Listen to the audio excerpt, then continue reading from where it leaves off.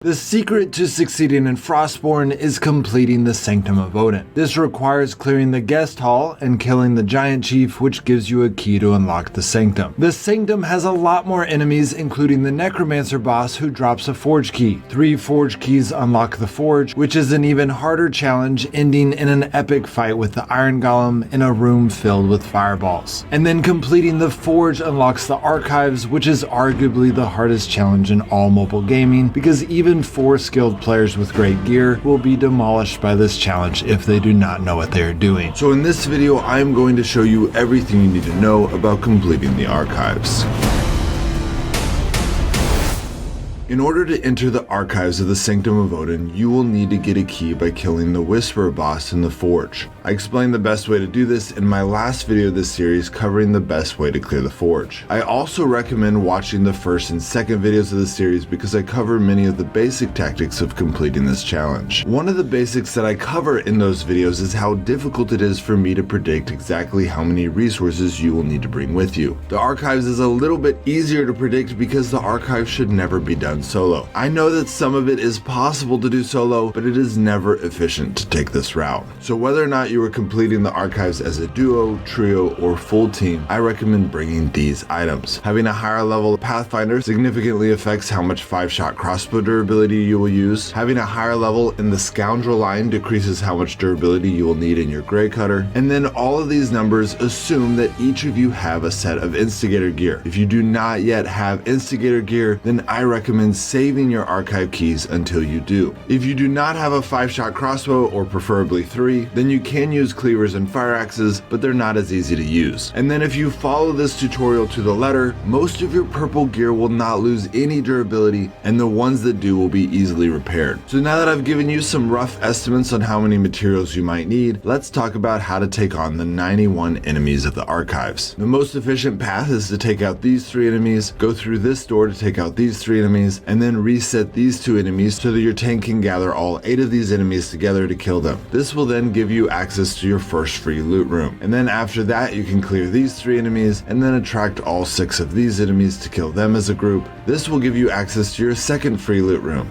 And then you can gather and kill these 6 enemies, which will allow you to come use this lever to open this door, creating a circle and giving you access to kill Jorgun, which is the most lucrative boss in the archives. Then if you're wanting to continue, you will want to open this door and take out these 5 enemies, and then proceed to take out these 5 enemies. After that, you can open this door to take on these 7 enemies as a group, which will give you access to your third free loot room. After that, you will get to face another group of 7, then this group of 3, then this group of 6, which will give you access to your fourth and final free loot room. After that, you have one more group of 4, and then you can switch to single target weapons to lure out these 4 wolves one at a time so that only Skoll remains. At this point, you can take on Skoll, which is the hardest boss in Frostborn. That being said, if you know what you're doing and your team works together, it is definitely achievable. So let's go through this step by step. Unlike any of the other challenges in Odin's, the enemies in the archives have skills. They are dumbed down versions of the skills we use, and the AI enemies do not use them well, but they can be extremely deadly nonetheless. If you have never done the archives, I recommend putting your entire team in level 1 gear with one of your teammates using the healer and taking out the enemies to get a feel for it. With the first few groups, you can use throwing axes or good positioning to draw the enemies out one at a time, which makes it a lot easier. But this process also takes a lot of time, and if your team has made it far enough to do the archives together, then you probably have a 5-shot crossbow, or at least the materials to trade for one. So my strongest recommendation is to have your best archer, or preferably 2 or 3 archers with 5-shot crossbows and instigator gear standing here, and then your healer, assuming that he has not switched to an archer, stands here with the support staff, while your tank, equipped with a Nord sword and shield and level 1 gear, goes and gathers all of the enemies of that next room and then runs here. If your tank does this right, all of the enemies will gather into a very small area, which will allow your 5-shot crossbow to take them out very quickly. Your archer should of course use mushroom soup at this time, and might use a berserk potion depending on how many extra you have. Doing this will make the challenge seem very easy, which is good, but be careful from assuming that it is actually easy, because if you are not careful and things go wrong, they can go very, very wrong. Most of the burden of the success of this tactic is on your tank, as he anticipates the best time to aggro the enemies and bring them over to the door. If this is your first time, make sure to take a little while so that you can become familiar with the patrolling patterns of the mobile enemies. Also, some of the enemies will have charges and taunts, which can complicate and delay the tank's task of bringing them over to the doorway. But as long as he has his Nord sword and shield equipped and bandages in his quick slot, he will have no problem surviving even though he is in level 1 gear. So do not break formation and try to save him, because if your team fails to bring them to this door, then the tactic will fall apart and there will be much death for your family. When you get to this point, remember to open this free loot room before continuing. During this process, it is important that the tank does not attack any enemies because he does not want to lose any of the durability on his Nord sword and shield. That being said, a skilled tank might throw in a few swings on enemies with higher HP than the others, but only after he has made sure that they're in a tight-knit group, because that is his most important job. After you open this free loot room and then clear this last room with enemies, make sure to hug this wall to come over and open this lever to make the challenge a circle.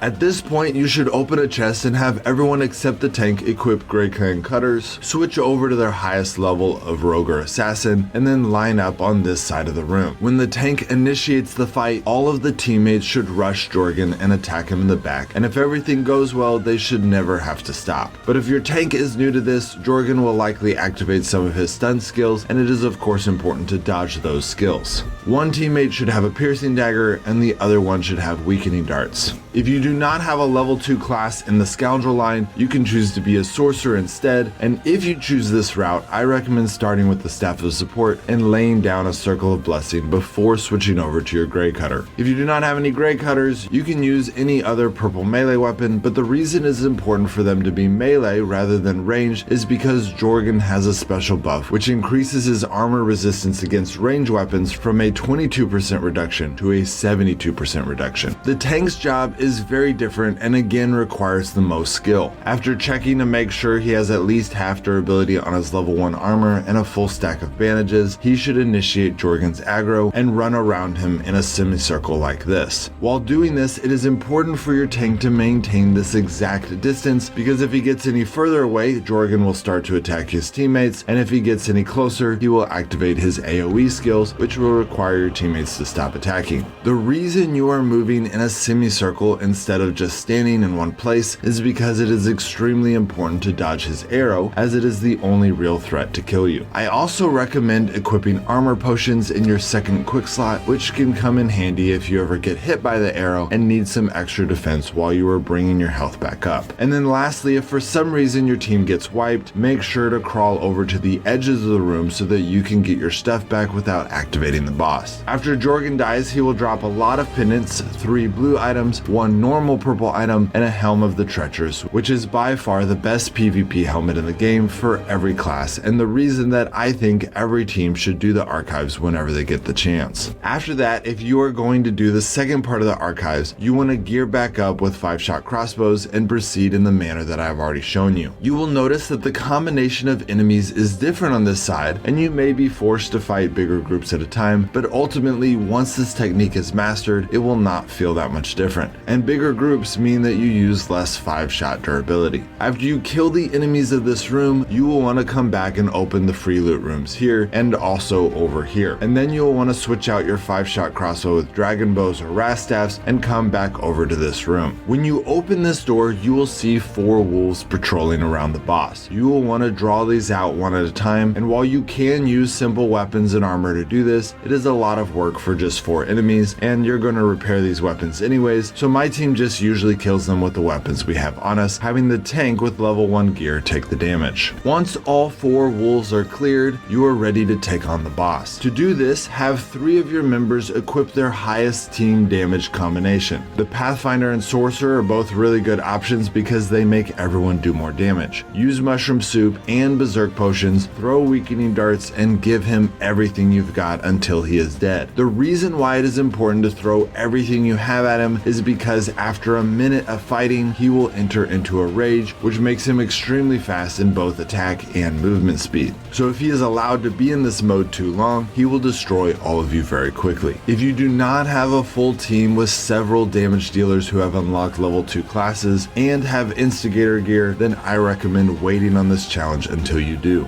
The task of the tank is a little bit more simple this time, but no less important. important. After again checking to make sure that he has at least half durability on his level 1 armor and a full stack of bandages, he should initiate the fight and make sure that Skoll is facing away from his teammates. The tank can go ahead and attack Skoll to help with some of the damage, but his main task is to direct Skoll's skill shots away from his team while avoiding them himself, since they are extremely deadly and can otherwise easily wipe the whole team. If your team does not have a lot of level 3 damage dealers, then I recommend that the tank uses an instigator chest and pants, because if your team can't kill him in less than a minute, your tank will need to keep tanking during his rage long enough for them to finish him off, and level 1 armor will not allow him to last very long. When Skoll dies, he will drop very similar loot to Jorgun, but instead of the best helmet in the game, he will drop some claws which do a total of 68.7 DPS in PvP, making them in most situations the best PvP weapon for Berserk, Thrasher, Bandit, and Druid. At this point, you are done. There are still some enemies in chests and rooms that you can clear using the 5-shot crossbow technique if you are in need of a few more pendants, but usually it is not worth clearing these rooms, so you're done. You just completed the hardest challenge in mobile gaming. I've been seeing several comments about other games that some of you think have harder challenges, and ironically they are all single player. It is impossible to kill Skoll solo, which in my mind means it is definitively a harder challenge. Now, some of that challenge is finding and keeping good teammates, but we can get into that in a different video. Now that you have completed this challenge, you will notice that even though we used quite a bit of purple gear, most of it still has perfect durability. Put these items back in your vault and make sure to repair your cutters, 5-shot crossbows, and whatever weapon you use to kill Skoll. You can do this in the popular district at Newheim for 50 silver, or you can buy a repair table, which is in my opinion the best way to support the devs, as I mentioned in my tips and tricks video for this game. Scattered throughout the archives are a ton of notes and pedestals that you can read. These have no significance yet, and even reading them all together, they don't really tell much of a story. But while we're talking about trivia, I forgot to mention previously that the spear you see in the statues throughout Odin's is presumably Odin's spear Gungnir, which was forged by the master blacksmith dwarf